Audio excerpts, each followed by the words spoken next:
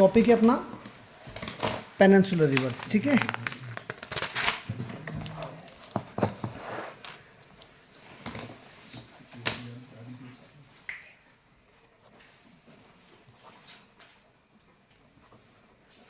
क्या पढ़ेंगे इसमें, कौन कौन सी मेजर रिवर्स है। पेनिनसुलर रिवर मतलब जो भारत के निचली भाग में जो बह रही है। हिमालयन रिवर्स हो गई हमारी इंडस, गंगा और ब्रह्मपुत्र। अब हम ऐसी नदियों की बात कर रहे हैं जो भारत के निचले पोर्शन में अपने को दिखेगी।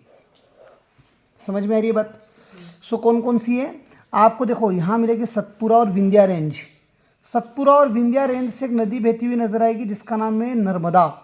समझ में आ रही है बात। तो पेनिनसुलर रिवर में कौन कौन सी नदियां पड़ी जाएगी, महानदी, कृष्णा, गोदावरी, कावेरी। इन चार नदियों के आगे क्या लिखा हुआ है, फ्लोइंग टुवर्ड्स ईस्ट। ये चारों की चारों नदियां किधर फ्लो करेगी, ईस्ट में फ्लो करेगी, मतलब कहीं ना कहीं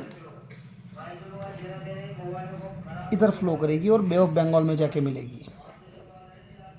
लेकिन दो पेनिनसुलर रिवर्स ऐसी हैं, एक नर्मदा और दूसरा तापी।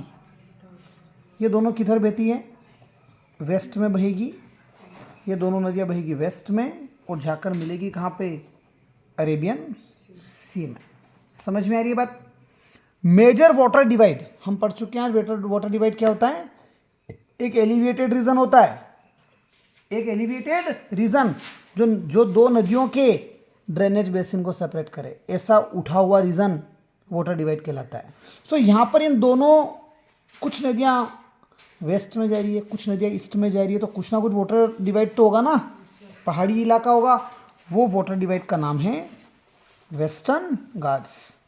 वेस्टर्न घाट्स वो पहाड़ी इलाका है जिससे कुछ नदियाँ कहाँ बह रही है, जाकर अरेबियन सी में। नर्मदा और तापी मेजर रिवर्स की बात कर रहे हैं, और बाकी नदियाँ किधर बह रही है, इधर जाके ईस्ट में बे ऑफ बंगाल में जाके मिल रही है। समझ में ये बात। ईस्ट में फ्लो होने वाली रिवर और वेस्ट में फ्लो होने वाली रिवर्स आपसे डिफरेंसेस पूछेगा।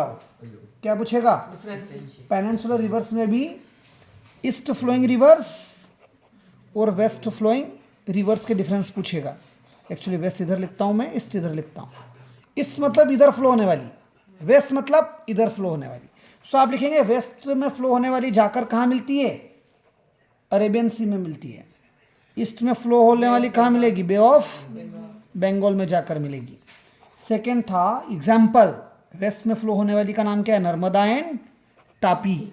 ईस्ट में फ्लो होने वाली का नाम क्या है,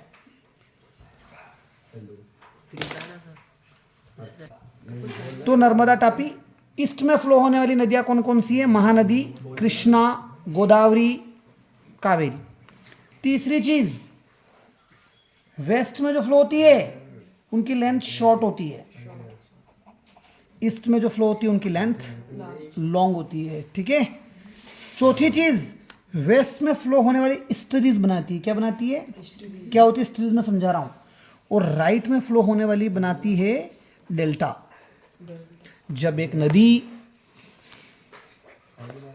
नदी समुद्र में मिले और छोटी मोटे ड्रेनेजेस में बढ़ जाए, छोटी मोटी स्ट्रीम्स में बढ़ जाए, छोटे मोटे चैनल्स में बढ़ जाए और ट्रायंगल जैसा शेप बने, इसे बोलते हैं डेल्टा। ये बहुत सारी ड्रेनेजेस हैं, चैनल्स हैं, इनके बीच में मिट्टी मिलेगी, उस मिट्टी बहुत फर्टाइल होती है, लोग खेतीबाड़ी भी करते हैं, कहीं कहीं दलदल जैसी भी होती है। ऐसा स्ट्रक्चर बने नदी का जब वो समुद्र में मिले तो डेल्टा कहलाए। लेकिन वेस्ट में जो फ्लो होती है ना, तो इधर रॉकी सरफेस है, चट्टानों की वजह से मिट्टी कम है, चट्टानें ज्यादा हैं, तो नदी चट्टानों पर बह रही है। यहाँ पर क्या हो गया, दलदल हो गया, मिट्टी आ गई, मिट्टी के ऊपर चैनल्स बनते हुए नजर आ रहे हैं। चट्टानों में बहेगी तो कैसा दिखेगा, चट्टानों में पानी कैसा बहता है, झरने वाले देखे होंगे छोटे मोटे, इस तरह से पहाड़ी इलाकों में जाते हैं तो वैसे पानी बह के नदी में आके मिल जाएगा। ऐसा रीजन कहलाता है स्टरीज। थोड़ी सी खाई टाइप बनेगी, पानी उतर के समुद्र में मिल जाएगा। ऐसा सबमर्ज होना नदी का सी में क्या कहलाता है, स्टरीज। सो वेस्ट में फ्लो होने वाली स्टरी बनाती है, राइट में फ्लो होने वाली डेल्टा बनाती है। ये छोटी होती है, लंबी होती है, एग्जांपल्स लिख देना।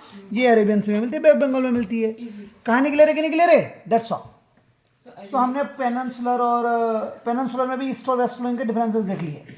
Drainage basin of peninsular river are smaller in size. Himalaya के कंपैरिजन की बात है वो।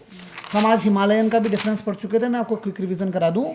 हिमालय और पेनिनसुलर में डिफरेंस है कि हिमालय में जो नदियां बहती है उनके नाम है इंडस, गंगा, ब्रह्मपुत्रा।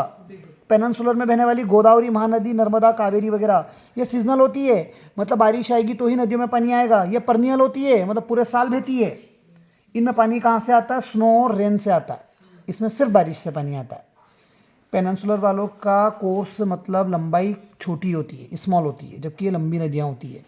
इसमें भी लंबाई हम पढ़ चुके हैं अभी वीडियो में, और आपको मैं बता दूंगा। इंडस वाली 2900, गंगा वाली 2500 और ब्रह्मपुत्रा वाली तो इंडस से भी लंबी है। लेकिन ब्रह्मपुत्रा का थोड़ा पार्ट ही भारत में दिखेगा अपने को, मेजर पार्ट इसका तिब्बत में, चाइना में दिख रहा है। समझ में आई बात? यहाँ ब्रह्मपुत्रा कहलाती है सांगपो, टर्न लेके भारत में आती है तो कहलाती है दिबांग, फिर आगे आती है तो एक लोहित नदी और मिलती है, फिर हो जाता है इसका नाम दिहांग। आसाम में आती है तो नाम पड़ जाता है ब्रह्मपुत्रा। बांग्लादेश में एंटर हो गई ब्रह्मपुत्रा तो यहाँ नाम जमुना, और जब गंगा से मिलती है तो मेघना। ऐसी कुछ है, सब आपको वीडियोस मिल जाएंगे। ओरिजिन कहाँ पर है हिमालयन रिवर्स का? बर्फ में, हिमालयाज में। पेनिनसुलर रिवर का ओरिजिन कहाँ पर है? पेनिनसुलर प्लेट्यू में, जो सेंट्रल हाईलैंड वाला रीजन है। कैसा रीजन है? सेंट्रल हाईलैंड वाले रीजन में। ठीक है,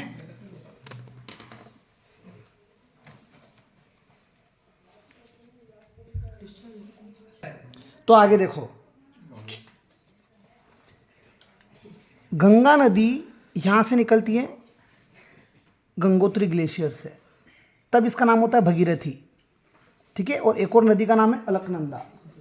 दोनों नदियां देवप्रयाग में मिलती है और नाम पड़ जाता है गंगा। गंगा वेस्ट बंगाल में आती है, दो भागों में बढ़ जाती है। एक भाग है हुगली, हुगली जाके बे ऑफ बंगाल में मिलता है, और ये मेन स्ट्रीम गंगा के आगे जा रही है जो ब्रह्मपुत्रा से मिलती है। ब्रह्मपुत्रा का यहाँ पर नाम जमुना है, दोनों मिल गई, नाम पड़ गया मेघना। गंगा के पैरेलल एक नदी और बहती हुई नजर आ रही है ऑरेंज कलर में, इसका नाम है यमुना। यमुना निकलती है यमुनोत्री ग्लेशियर से। यमुना की ट्राइब्यूटरीज कौन है? चंबल, बेतवा, केन और सोन जो है वो खुद गंगा की ट्राइब्यूटरी है। इसके अलावा घाघर, गंडक एंड कोशी, ये तीनों भी गंगा की ट्राइब्यूटरीज हैं। यमुना गंगा को मिलती है इस जगह पर, इसका नाम है इलाहाबाद। समझ गए? ये पूरी पिक्चर थी। चलिए अब अपन पढ़ रहे हैं, अरे यार